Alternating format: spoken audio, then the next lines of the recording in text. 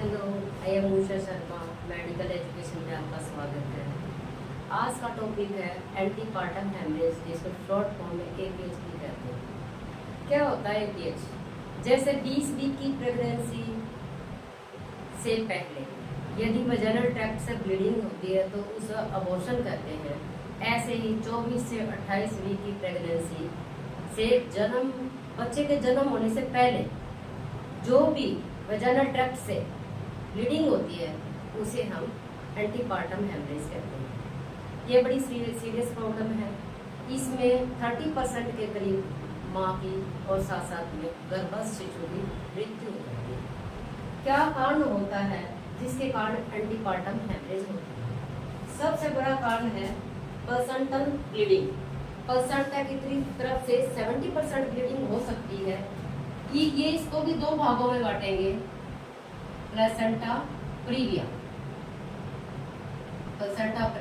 35% और placenta abruption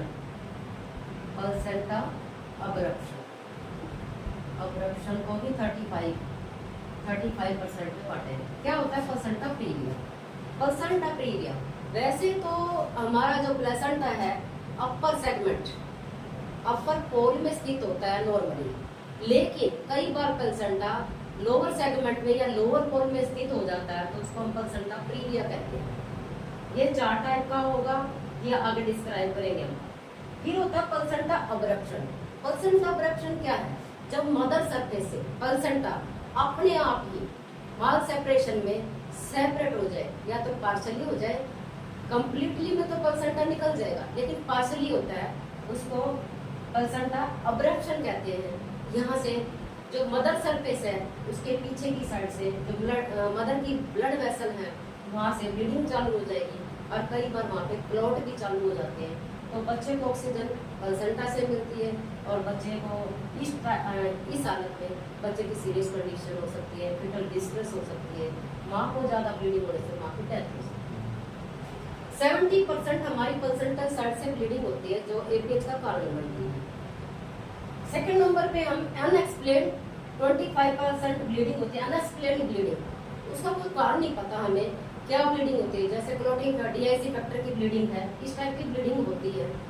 तीसरा है हमारा एक्स्ट्रा प्लेसेंटा से कोई लेना देना नहीं, एक्स्ट्रा प्लेसेंटा 5% ओनली है।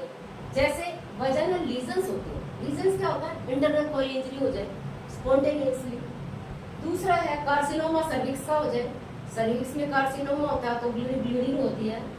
पॉलिप हो जाए, अंदर पॉलिप है एक किस्म के जैसे ग्रेप्स के गुच्छे हो जाते हैं, उनमें ब्लीडिंग, उसमें ब्लड भरा होता है और वो जब मतलब थोड़ा सा भी कॉन्ट्रैक्शन आ जाए, कुछ आ जाए तो वो क्या होते हैं, गुब्बारे की तरफ फूलते हैं और पतले हो जाते हैं। पतले होते के साथ वो ब्लीड करने लग जाते हैं। वेरिकोस वेन, पहले भी हमने पढ़ा है, वेरिकोस वेन जो पैरों में होती थी वो इंटरनल पार्ट में भी हो सकती है महिला के, तो उससे के कारण भी, क्योंकि डायलेटेशन होती है ब्लड वेसल्स की, तो ब्लीडिंग, वेन की डायलेटेशन होती है, उसमें ब्लीडिंग हो जाती है।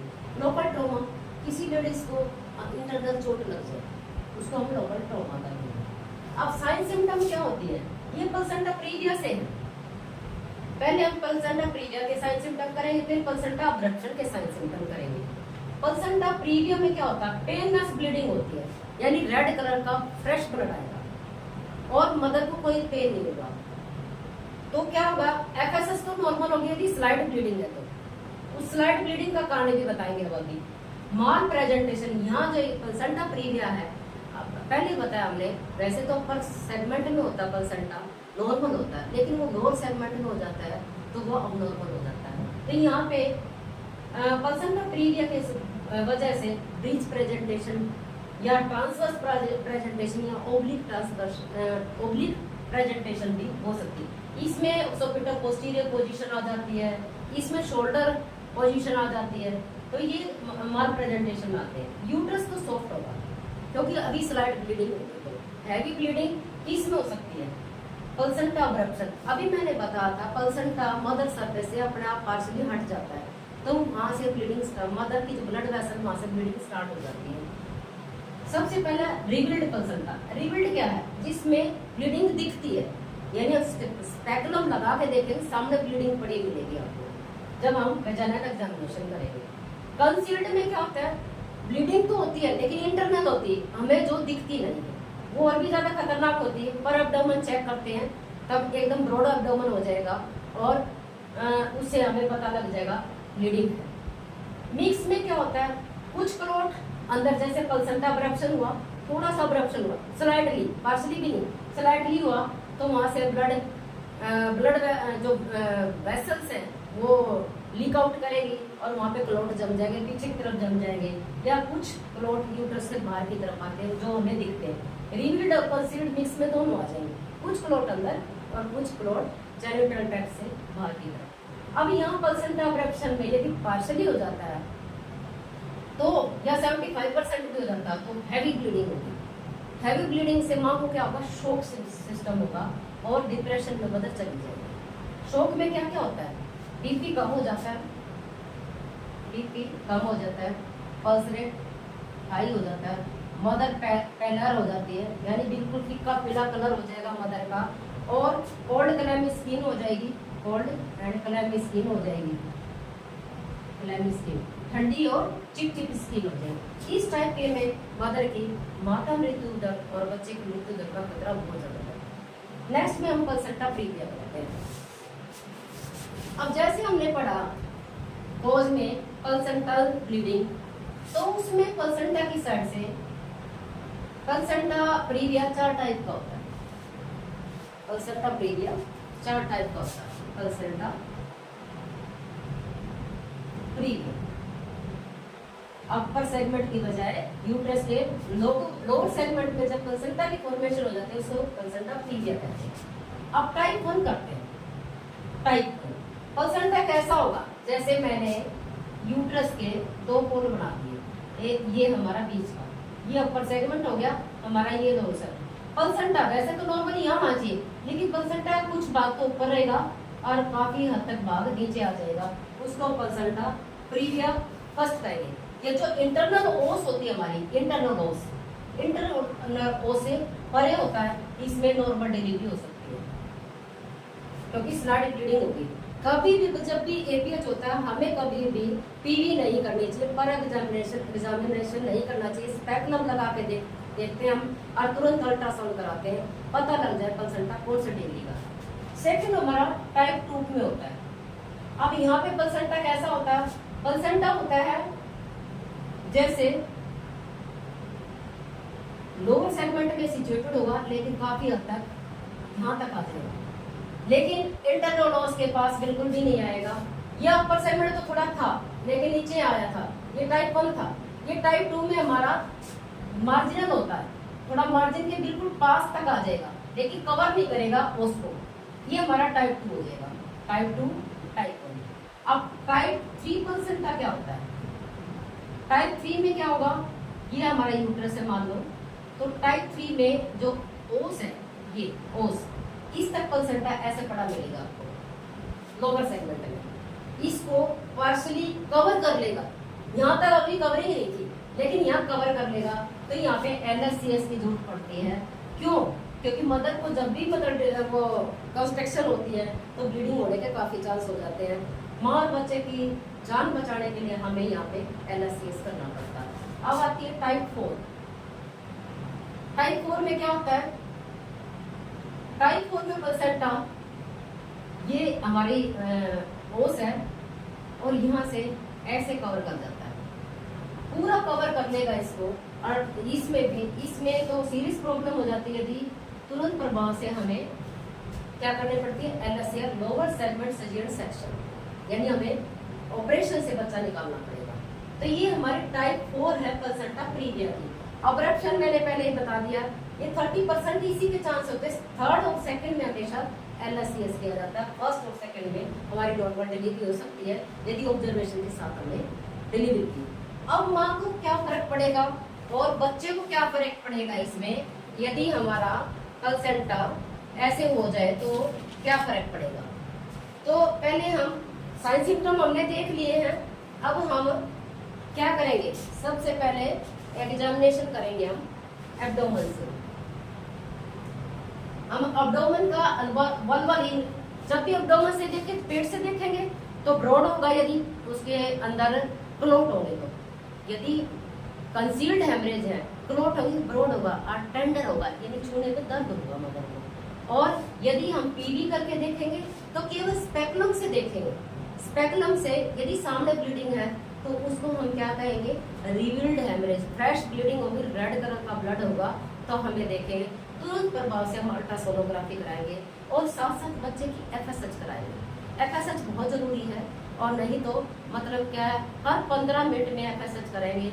यदि मदर की कॉन्ट्रैक्शन आ रही है तो हम प्लेसेंटा का पता लग गया, कौन सी डिलीवरी का, ये कॉज का पता लग गया हमें, ये ट्रॉमा के कारण है या हमारी प्लेसेंटा ब्लीडिंग, प्लेसेंटा प्रीविया या प्लेसेंटा अब्रप्शन के कारण है, तब उसको और कॉन्ट्रैक्शन साथ में, तो तुरंत प्रभाव से मदर का बीडीसीटी, क्रॉस मैचिंग और अल्ट्रासोनोग्राफी करा के और बीबी एग्जामिनेशन करके बेड को सेव कर देंगे मदर के और तुरंत प्रभाव से ऑपरेशन की हम तैयारी करेंगे।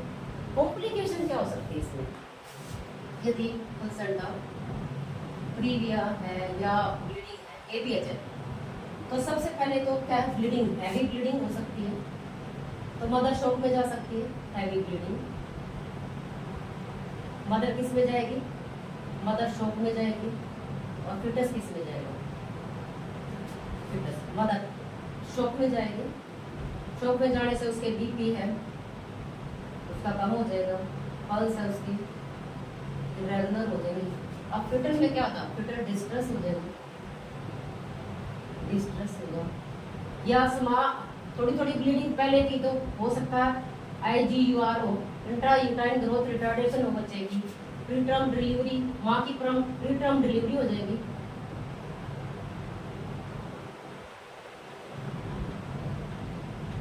और यहाँ पे यदि डिलीवरी हो जाती है तो उसके बाद माँ को इन्फेक्शन हो सकता है, सेकेंडरी इन्फेक्शन जो बोलते हैं। और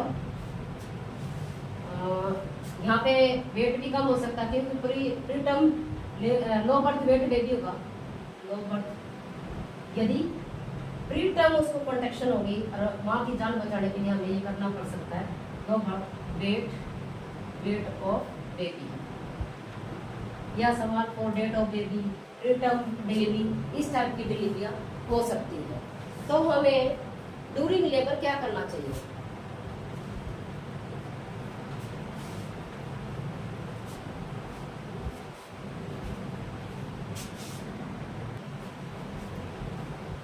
ड्यूरिंग लेबर हमें क्या करना चाहिए, जैसे माँ आती है हमें पता लग गया प्लेसेंटा प्रीविया है तो हमें वाइटल साइन चेक करने हैं, बीपी, टेम्परेचर, पल्स और रेस्पिरेशन। उसके साथ साथ हमें HB और क्रॉस मैचिंग जरूर करानी है और ब्लड सैंपल देके ये पता कराएं AB और H क्या है, यानी कि ब्लड ग्रुप क्या है हमारा, ताकि यदि हैवी ब्लीडिंग होती है तो हम ब्लड को ट्रांसफ्यूज करा सके, ताकि एकदम मान लो ऑपरेशन की जरूरत पड़ती है तो वहाँ पर ब्लड की जरूरत पड़ती है, हम चढ़ा सकें उसको। यदि माइल्ड कॉन्ट्रैक्शन फर्स्ट और सेकंड प्लेसेंटा प्रीविया है तो हमें क्या करना पड़ेगा, उसमें सबसे पहले वाइटल साइन देख लेंगे, सबसे पहले वाइटल साइन, दूसरा क्या करेंगे, यहाँ पे अम्बिलिकल कॉर्ड प्रोलैप्स हो सकती है, अम्बिलिकल कॉर्ड प्रोलैप्स हो सकती है। तो जब इंस्पेक्शन करेंगे स्पेकुलम से तो हमें ये भी देखना है अम्बिलिकल कॉर्ड प्रोलैप्स तो नहीं, क्योंकि फिटल टैप का साइन हो सकता है। और यदि हमारी बार में टच करेंगे अम्बिलिकल कॉर्ड को तो उसमें स्पाजम आएंगे, स्पाजम से फिटल डिस्ट्रेस हो सकता है और बच्चे की फिटल डेथ भी हो सकती है, यहाँ पे फिटल डेथ हो सकती है यदि हमें देरी कर देते हैं। यदि ऐसी कंडीशन अम्बिलिकल कॉर्ड प्रोलैप्स होता है हमें क्या करना चाहिए, नी चेस्ट पोजीशन देनी चाहिए पेशेंट को ऑपरेशन थिएटर से पहुंचने से पहले, नी चेस्ट पोजीशन, ताकि जो अम्बिलिकल कॉर्ड है वो प्रेशर में ना रहे, जो अम्बिलिकल कॉर्ड प्रेशर में वो थी मतलब प्रोलैप्स हुई थी वो प्रेशर में ना रहे, तब हम नी चेस्ट पोजीशन यानी आगे का हिस्सा नीचे की तरफ और जो बटक से ऊपर की तरफ करेंगे तो इंट्राथोरैक्डी यूट्रस का जो प्रेशर है वो कम रहेगा और उसकी वजह से जो अम्बिलिकल है उस पर प्रेशर नहीं आएगा और बच्चे को सांस लेने में दिक्कत नहीं आएगी। अब इसके साथ साथ ही हम क्या करते हैं, स्पेकुलम से देख लिया, एफएसएच बच्चे की देखते रहेंगे एवरी 15 मिनट पे, और साथ साथ कब देखेंगे, कॉन्ट्रैक्शन या तो जाने के बाद या कॉन्ट्रैक्शन से पहले हम देखेंगे, ठीक है।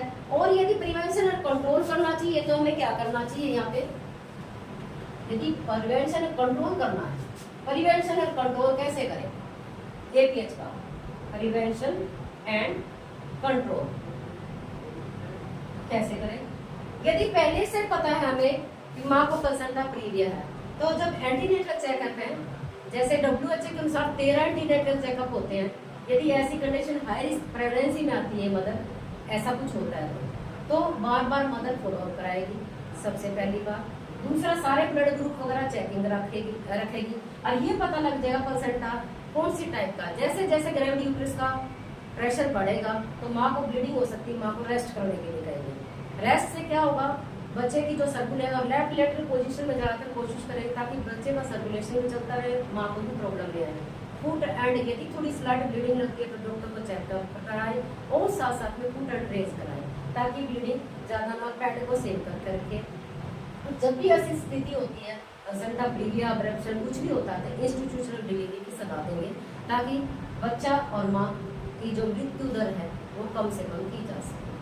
और यदि कॉन्ट्रैक्शन माँ को आती है तो हॉस्पिटल में डिलीवरी के साथ साथ उसे वाइटल, कॉन्ट्रैक्शन, ड्यूरेशन, फ्रीक्वेंसी, ये सब कुछ चेक करके यदि नॉर्मल फर्स्ट और सेकंड डिग्री प्लेसेंटा प्रीविया है और कॉन्ट्रैक्शन हमारी साथ में है तो उसको जो इंडक्शन करके, जैसे सर्वोप्रीम जेली है डाल के, ये जिसका या मान लो सर्वोप्रीम जेली किस में डालते हैं, जब हमारे प्लेसेंटा तो ठीक है, सारा कुछ ठीक है, लेकिन माँ को 9 महीने 7 दिन हो चुके और अपने आप इंडक्शन नहीं हुई है, यानी अपने आप यूट्रस की क्या है ओस ओपन नहीं है, तो हम सर्वोप्री जेली डाल के हम डिलीवरी कर सकते हैं यदि फर्स्ट और सेकंड टाइप का।